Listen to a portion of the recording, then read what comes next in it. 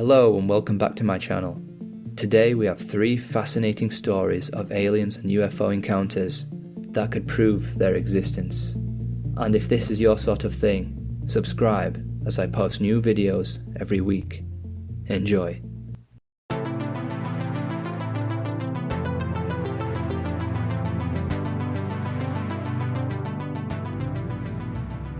Our first story takes us to Gulf Breeze, Florida. Gulf Breeze is famous for its beautiful beaches and its snorkeling opportunities. One man who was living in Gulf Breeze at the time was Ed Walters, a very successful builder and member of the city planning board. Ed lived with his wife Frances and enjoyed a calm and peaceful life together. However, on the evening of November the 11th, 1987, they would witness something that they would never forget. Ed was working late when he noticed a light outside of his window. Glancing out, he saw a glowing object partially obscured by a 30-foot pine tree growing in his front yard. Ed went outside to investigate and witnessed an object floating in the sky that was something he had never seen before. He described seeing a disc-shaped craft with a row of dark squares with smaller portals between them. The object, with its bright luminous ring around the bottom, hovered slightly above the road. In amazement, he ran as quickly as possible to get his Polaroid camera that was sitting in his bedroom. Walters took several pictures from his front yard and decided to go into the street for a better view. While standing in the street, the object began hovering directly above him. Walters claimed that a bright blue beam of light shot out of the craft, stunning him as it raised several feet above the ground. He heard a voice exclaim, "Don't worry, we will not harm you." He then awoke and the UFO was gone.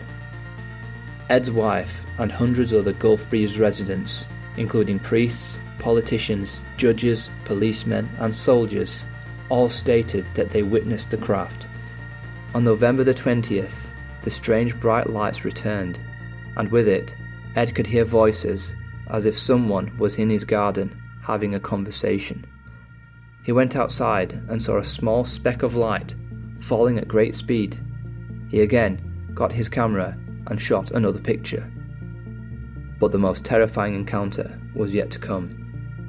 On the 2nd of December, Ed's house was investigated again. At around 3:30 a.m, Ed was awakened by the sound of his dog yelping.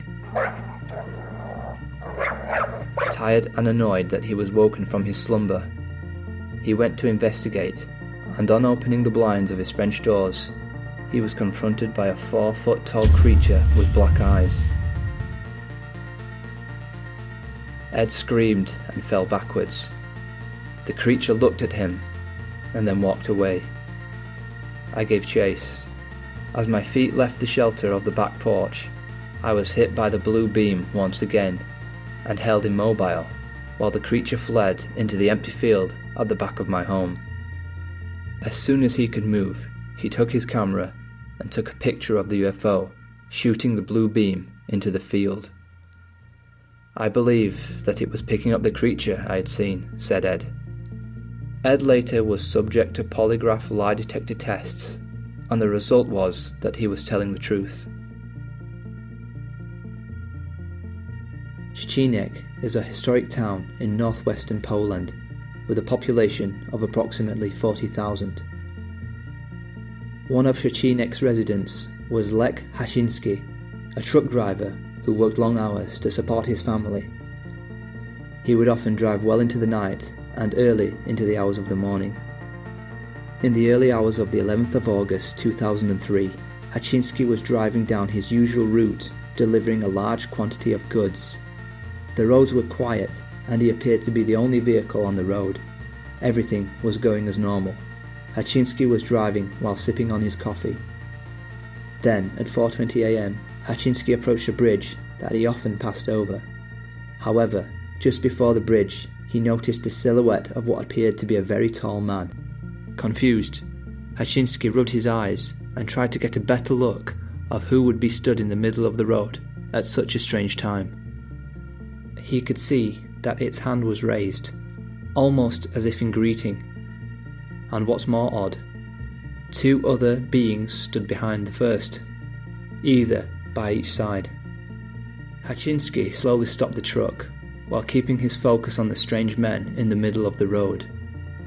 As he exited the vehicle, he walked towards the men, and they appeared to be wearing something that looked like an astronaut suit. He realised there was something quite odd about the men, but yet he couldn't describe exactly what it was.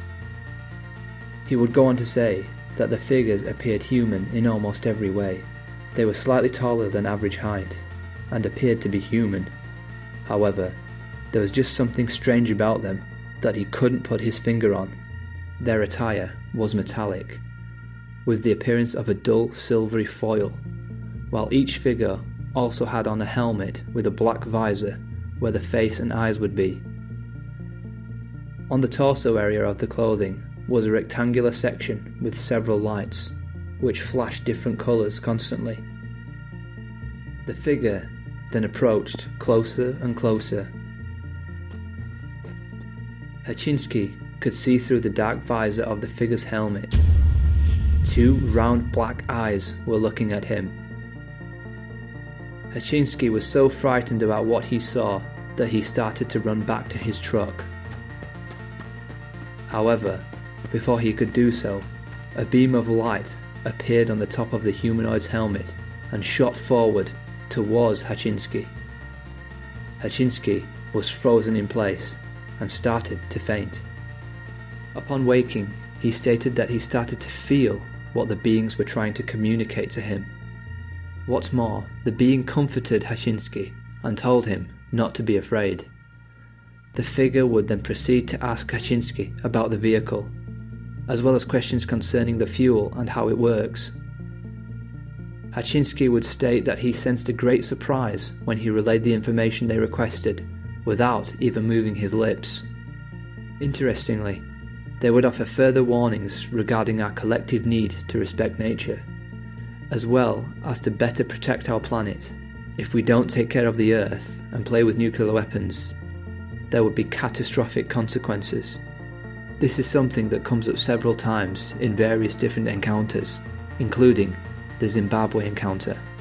Chichinek then asked the humanoids where they were from, to which they replied, 8 Galaxy. Following the telepathic exchange, the 3 humanoids then began to hover several meters above the ground, like they floated, away from the road and towards a huge disc-shaped object. Chichinek wasn't sure if the metallic craft had been there all along, or if it had just appeared. He would estimate that it was around 1,000 feet away from his vehicle, and approximately 150 feet wide. He would also recall several rows of windows along the upper section of the craft.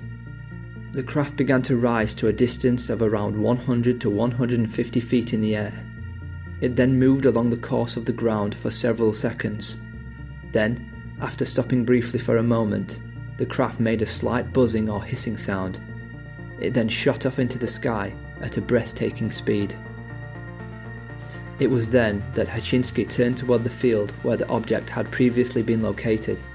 He could clearly see the outline of the craft in the field where the UFO was located. He then reported what he saw to the local police department.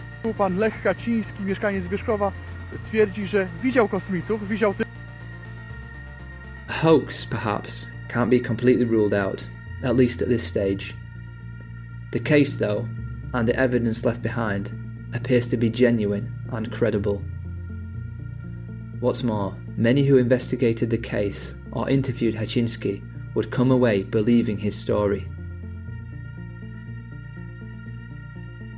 As 77-year-old Albert Bertu was fishing the Basingstoke Canal in the peaceful early hours of the morning of August 12, 1983, he saw a brilliant light descended from the sky and settle on the nearby towpath.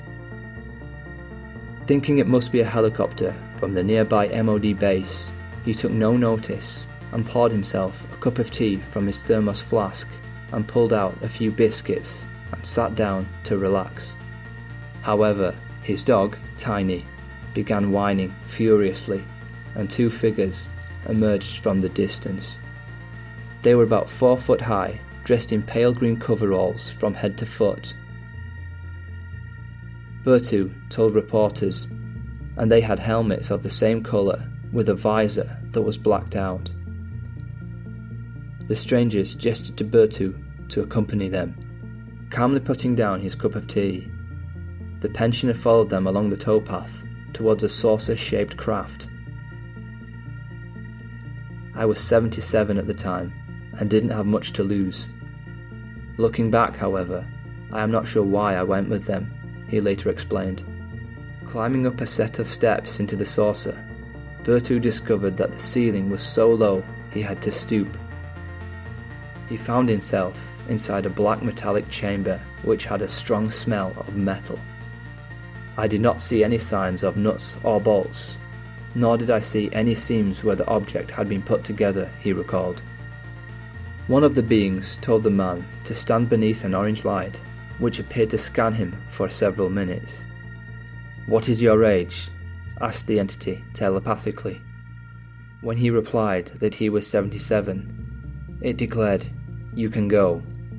You are too old and infirm for our purposes." Bertu climbed down the saucer and returned to his fishing spot. Confused and relieved, Bertu climbed down from the saucer and returned to his fishing spot. "The first thing I did was pick up my cold cup of tea and drink it," he recalled. "And then I heard this whining noise, just as if an electric generator was starting up, and this thing lifted up, then took off at a very high speed." Apparently unfazed by this encounter, Berto resumed the task at hand. "I got into what I came out for, the fishing." Despite his rather terrifying encounter, he later declared his adventure to have been the greatest experience of his life. This is a very strange case, and does seem hard to believe. However, what reason would make a 77-year-old man lie about something like this? So that's it for today. Let me know what you think of these cases, and I'll see you in my next video. Thank you.